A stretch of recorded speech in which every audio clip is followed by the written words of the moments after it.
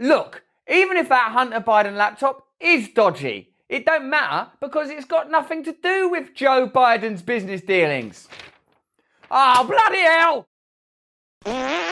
Hey, you 5.6 million awakening wonders. Together we voyage on a stream of beingness, separate but somehow connected. What is consciousness? Did consciousness precede matter? Is it possible that biochemical processes lead to consciousness as it sometimes seems? So many questions, so many answers, and I assure you they are all coming. Perhaps not in this specific video where we're focusing more on Hunter Biden's laptop and apparent evidence that Joe Biden and Hunter Biden's business interests coalesce and connect. If you're not a subscriber yet, subscribe right now. Turn on the notification bell right now so a bell dings in your mind every time a thought occurs to me, and I'm getting them all night long, baby. And if you want to see me live, there's a link in the description to see me live. Now let's see what's going on, because first of all we were told there ain't no laptop. What do you mean laptop? What do you mean laptop? Anyway, well, even if there was a laptop, what's it got to do with Joe Biden? And again, to emphasize, I don't care that Hunter Biden may have personal problems around addiction and even in the behavioral realm of addiction. Frankly, this is not an area where I'm free to judge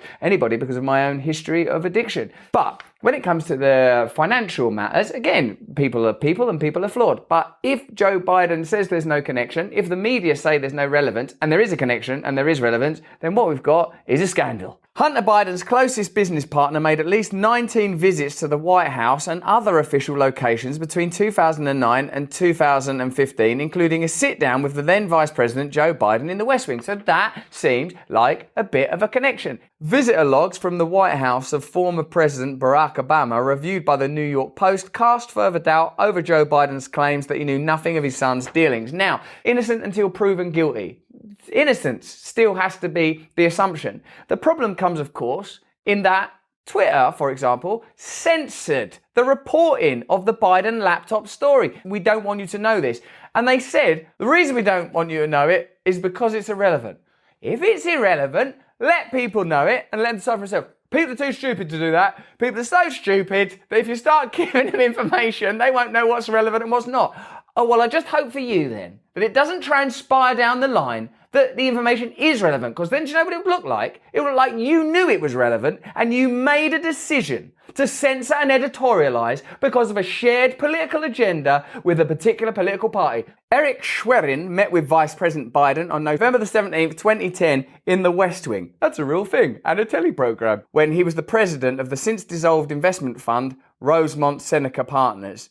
The logs also reveal that Schwerin met with various close aides of both Joe and Jill Biden at key moments in Hunter's life, when he was striking multi-million-dollar deals in foreign countries, including China. Well, what else could that be then? I mean, is it like that's your son and that, and you just love him and you want him to do well in his business deals? Dad, I've got some new business deals over in China. Well, then let's celebrate. Come over to the White House. Jill, Hunter's doing really well at work. Get down here. Could I bring him over, Dad? Could I bring over my new business? Of course you can, son.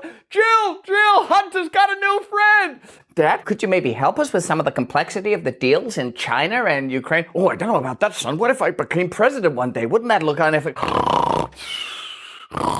Yet President Biden has long insisted he had no involvement in his son's foreign affairs. No involvement. None. No involvement. Zero. No. None involvement. Bit like when they go, there's no laptop, no weapons of mass destruction, no insider trading in 2008, and definitely no guy on a grassy knoll. I've never spoken to my son about his overseas business dealings, he said in 2019. Dad, I've got some overseas business dealings. Oh, son, I don't know if I'd be able to talk to you about that. That could be Of all Hunter Biden's business associates, Schwerin had the most intimate access to the vice president's personal finances. His deep involvement in the personal and professional lives of both Bidens were first revealed in emails contained on a laptop abandoned by Hunter Biden at a Delaware computer repair store in April 2019. If that was my kid, I'd be so pissed off, wouldn't you? Hey, get on your business dealings, son. Oh, no, don't tell me. And what about that laptop me and your mum bought you? I don't know. It's somewhere in Delaware. I've been busy, Pops. You little bastard! Hard drive emails show that he was involved in Joe Biden's personal taxes and discussed the vice president's financial future with him. It's not even just Hunter, it's Joe Biden. Schwerin, who's on the old laptop, he's directly involved with Joe Biden. He said he wasn't involved. He said he wasn't. This is all meant to be about trust and corn pop and get rid of Donald Trump and it's all going to be better and it's the Democrats and it's all cool. Is it? In October 2009, just months after Hunter co-founded Rosemont Seneca, Schwerin met with Evan Ryan, Vice President Biden's assistant for intergovernmental affairs and public liaison in the Eisenhower Executive Office building, where the Vice President's office is based, according to visitor logs. While working in the halls of power, Ryan acted as a conduit for Hunter Biden hard drive emails show.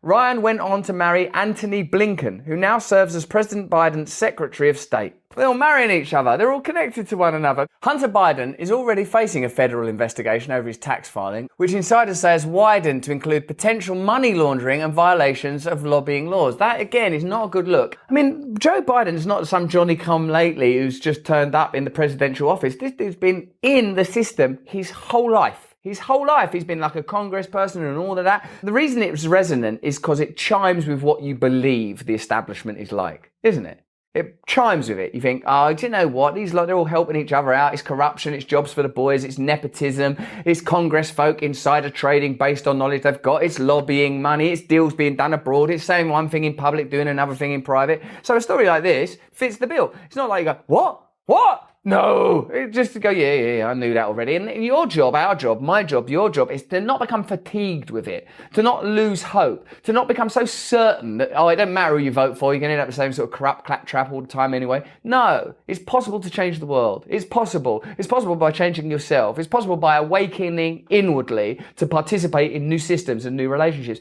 even if those systems are initially quite small relationships. That's how it begins. House leaders have vowed to subpoena the younger Biden before Congress to answer questions should they retake control of the chamber in 2022. Chief among the unanswered questions is the identity of the big guy, a figure mentioned in the hard drive as someone who would receive a slice of equity in a deal with Chinese energy company. That could be anybody, couldn't it? Andre the Giant, Ronald McDonald, Jaws from the James Bond film. Tony Bobulinski, another Hunter Biden business partner who appeared frequently in hard drive emails, has said there's no question President Biden was the big guy. Well, of the options we've given, Andre the Giant, Ronald McDonald, Jaws from the James Bond film, I would say Joe Biden is the most likely, but that was an arbitrary list that I just made up. On Twitter, the platform's new potential owner, Elon Musk, alluded to the censorship of the Hunter Biden laptop story and said that it was incredibly inappropriate for Twitter to have censored it, and I'd have to agree with that. Between March the 10th, 2020 and March 10th, 2022, there were 646 instances where big tech has censored criticism of Biden,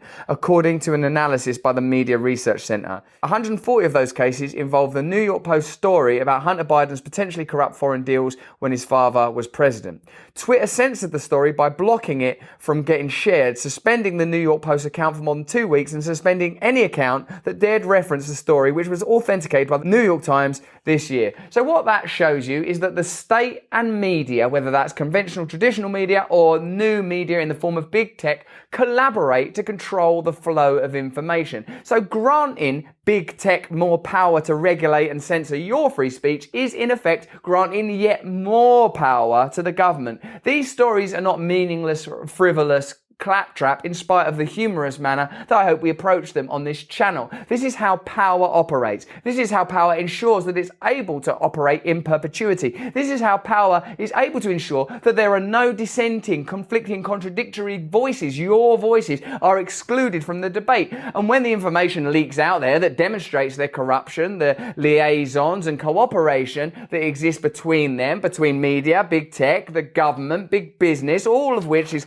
covered in this neat little tale, they shut it down. They shut down the conversation and they blame, like, I don't know, Donald Trump or you or whoever's just at the end of their finger that day. Well, I would say what's required is more transparency in government, meaningful systemic change, transparency and less opacity from political leaders, and the ability to report on stories like this is absolutely vital, and big tech platforms have a duty to provide more free speech, not less. But that's just what I think. Let me know what you think in the comments below. Please subscribe and turn on the notification bell so you know whenever we release a video. We release a new one every day and they're all great. If you enjoyed this video, have a look at this one or this one. If you want to come and see me live, there's a few tickets remaining. There's a link. You can check me out if you want to. Please sign up for my mailing list right now. It's really important that we can talk outside of this platform. You've got to know I'm telling you the truth, baby. Please stay free.